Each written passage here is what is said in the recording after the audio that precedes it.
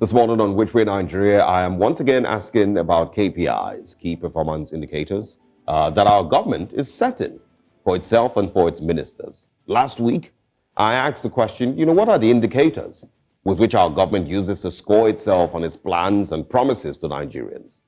What does President Tinubu use in scoring his different, newly appointed ministers? And what time frames, has he maybe set for all of them? What possible excuses will they present to the Nigerian people if and when they finish 4 years with no significant improvement in their ministries? And one of the reactions that I got, sometime last week on social media, very many people were not very expectant to see anything different. Some even mentioned how bold I am to expect anything or expect KPIs from a president that said during the campaign that one thinks in our statistics we go chop. If you remember correctly, let's quickly share that with you. From the campaign season. That one, I think na statistic we go chop.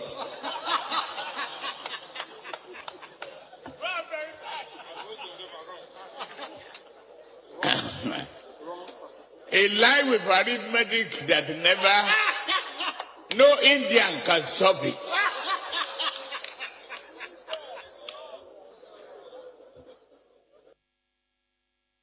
Well, in fairness, the person on social media did have a point.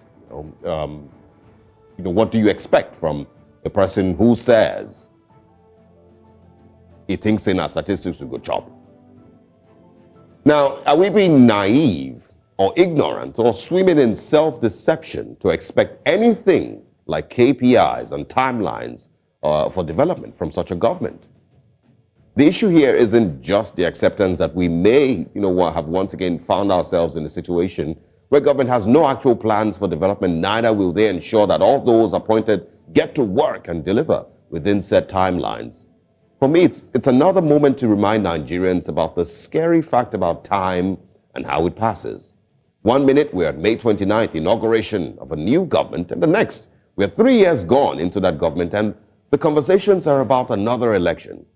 But in Nigerian context, those 3 years, for example, can seem like 3 hours because so much happening at the same time, while at the same time, nothing is happening.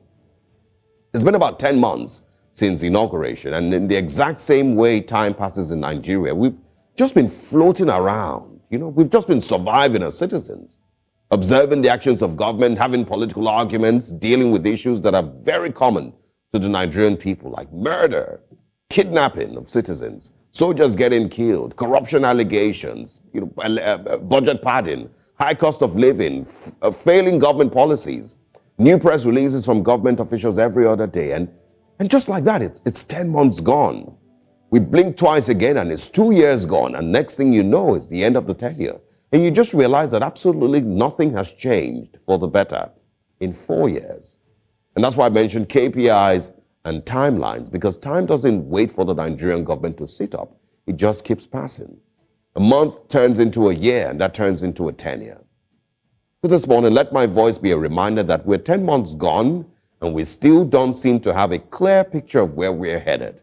It may even seem like a good time to ask ourselves, when will be a great time to ask for a result sheet from the government? 1 year after inauguration? 2 years? Maybe 4 years later? For those who say things like, they're just getting into office, give them time.